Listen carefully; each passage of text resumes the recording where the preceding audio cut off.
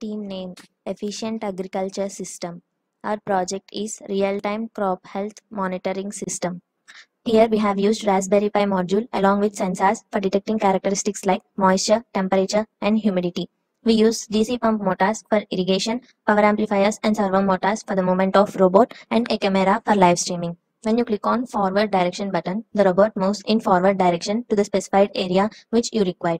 When you click on soil moisture check on, it goes to the specified area where you have clicked and it dips the soil sensor into the soil and it gives the current status that the water is sufficient or insufficient. If the water is insufficient, it ons and offs the water sensor. Later, you can again dip the soil sensor in the same region where the water is sprinkled.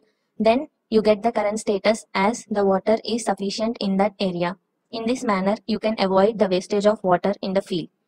When you click on the button that field moving left direction, the robot moves in left direction where you want the robot to move. Robot moving in backward direction.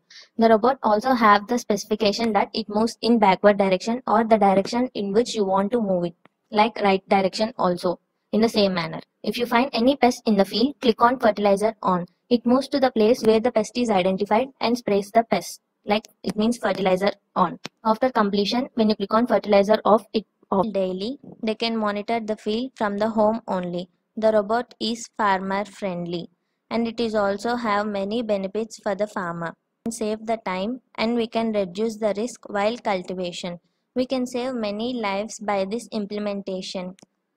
By using this robot, we can decrease 30 to 40% yield cost. Hence, farmer gets more benefits with the help of this.